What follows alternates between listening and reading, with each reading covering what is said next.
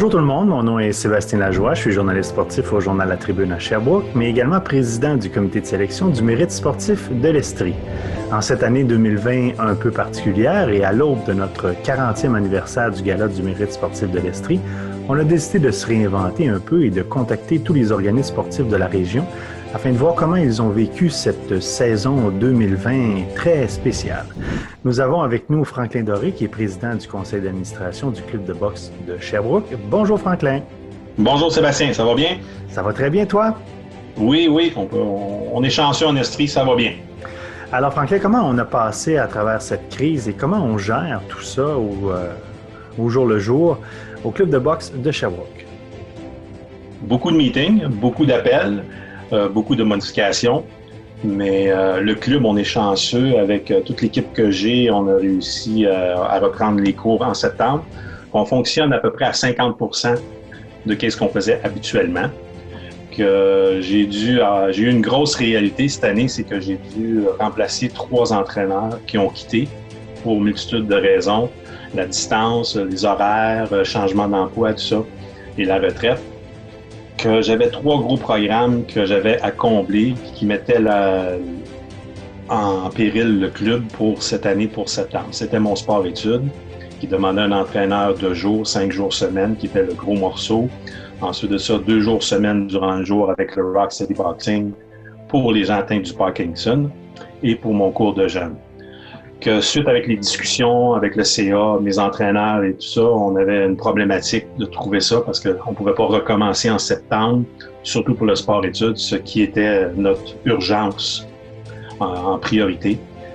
Que après discussion, la personne que je veux mentionner, c'est grâce à lui qui fait que les cours ont pris un cours normal et que le club peut continuer cette année, que c'est Stéphane Mona, c'est mon entraîneur-chef, qui est venu me voir et m'a dit « Moi, c'était Frank, je serais prêt à quitter mon emploi pour combler les postes d'entraîneur où est-ce qu'on a besoin pour que le club puisse continuer. » Que suite à ça, je ne pouvais pas me demander mieux, mais c'était de voir si le projet était viable.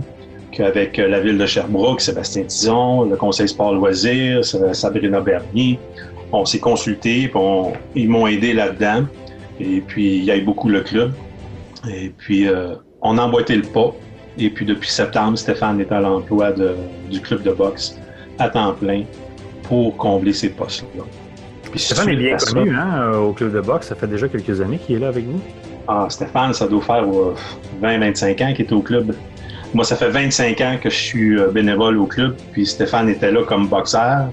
Stéphane a évolué ensuite avec Intergym, avec la boxe professionnelle.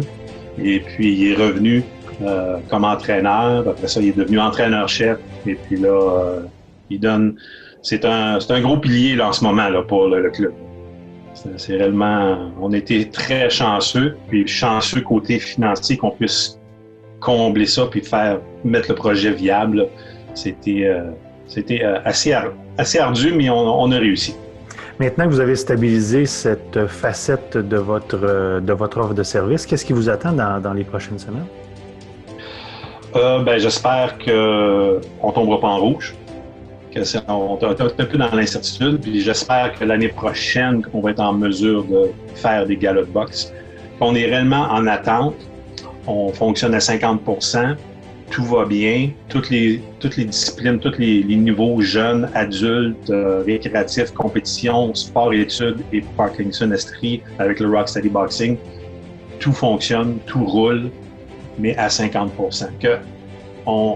Je pense qu'on va se contenter de tout ça pour le moment, puis voir la suite des choses avec un certain recul. Là, on est mieux d'attendre avant de prendre des grosses décisions pour voir. On peut pas parce qu'il y a tellement d'incertitudes dans l'air en ce moment.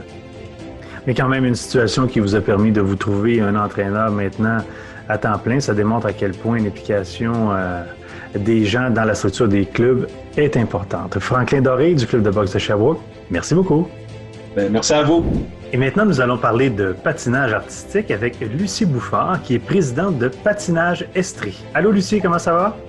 Ça va bien. Ça a été malgré les circonstances. Exact, ça a été une année spéciale, hein, on le dit, avec le confinement, la pandémie. Comment on s'est organisé en patinage artistique ici en Estrie? Bon, d'abord, on peut diviser ça en deux. Il y a l'avant-COVID, donc on était sur une très belle lancée, particulièrement avec notre relève qui s'était beaucoup démarqué en cours de saison. Donc, on a 2 champions provinciaux dans nos plus jeunes 9-10 ans. On a eu au niveau du dépistage de Patinage Québec. Donc, ça veut dire qu'ils cherchent là, la relève, la crème de ce qui s'en vient au Québec. On a eu 10 athlètes qui ont été retenus, dont 8 qui proviennent de nos programmes scolaires, donc études sport-études.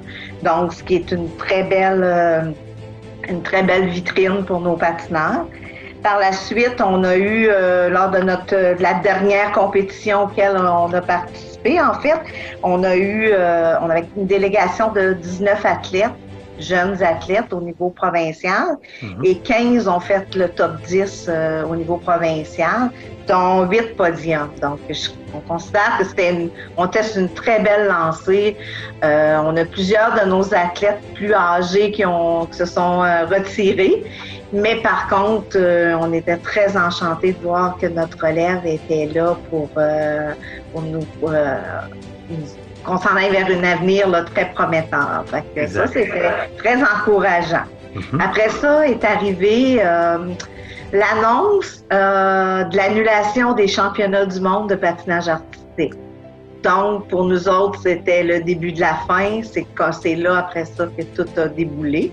Donc, il faut retenir que cette compétition-là, on avait des gens de la région impliqués, dont le président de Patinage Québec, M. Jocelyn Proulx.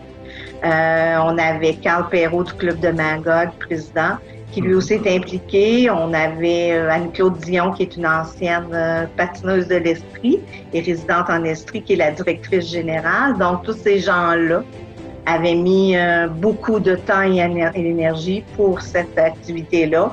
On avait toute une délégation de patineurs, parents, officiels, entraîneurs qui avaient leur billet, qui se préparaient à partir quand tout ça a été annulé.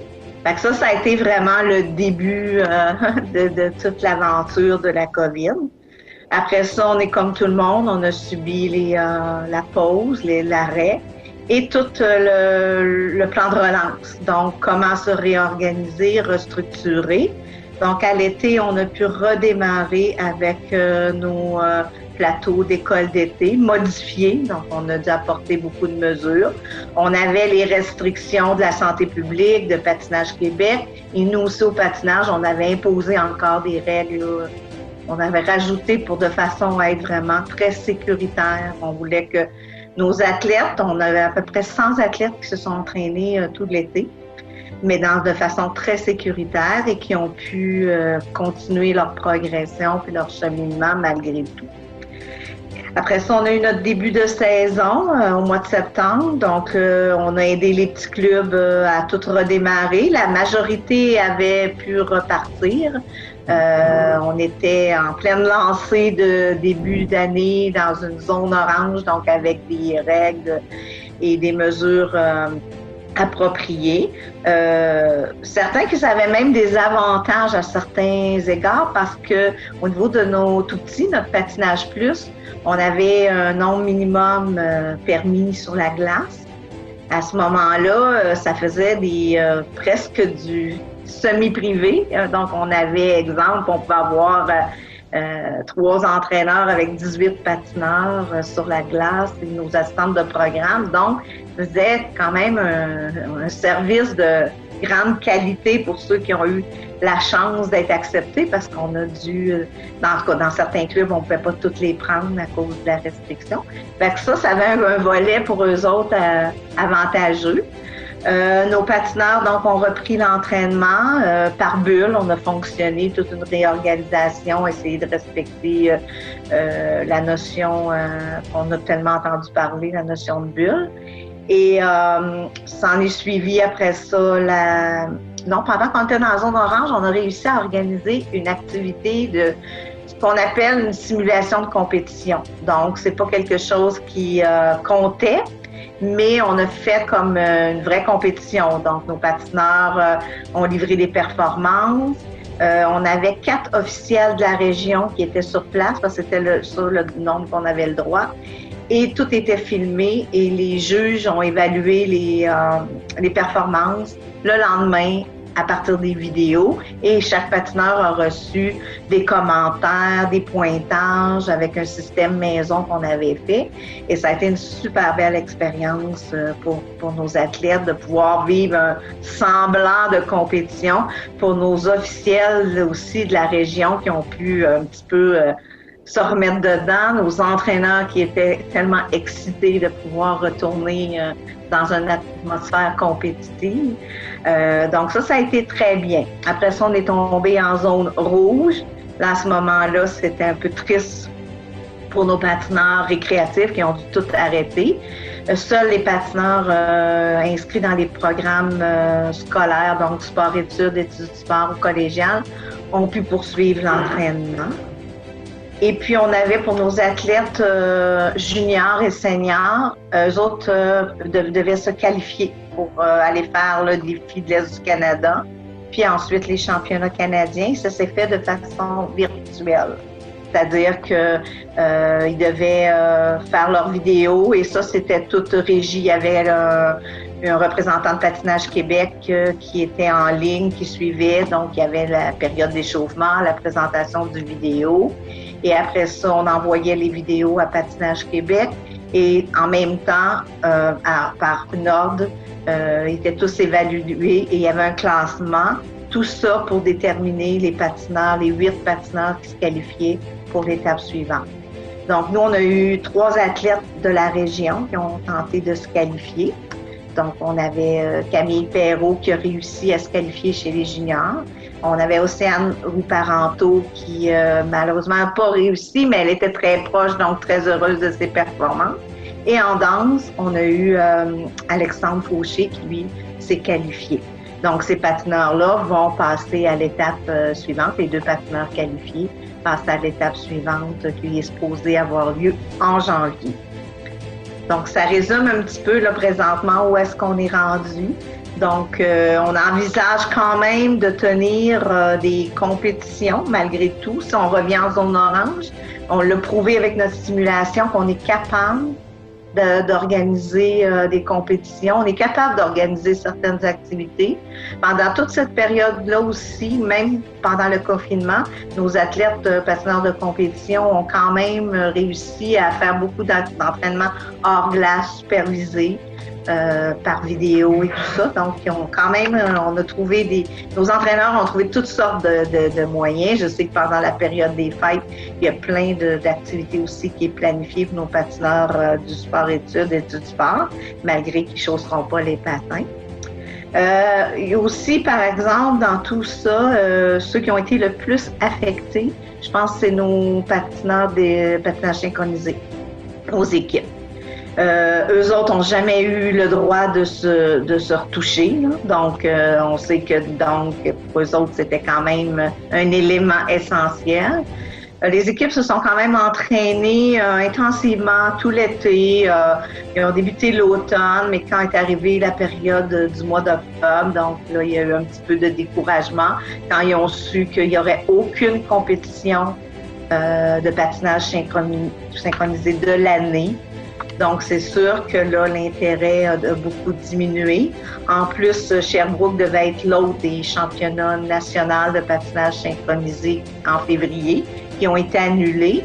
Fait que tout ça fait que c'est le volet qui a été le plus affecté. Et c'est sur le volet pour lequel il va falloir qu'on travaille beaucoup dès la reprise au printemps pour aller rechercher nos membres, pour aller restimuler.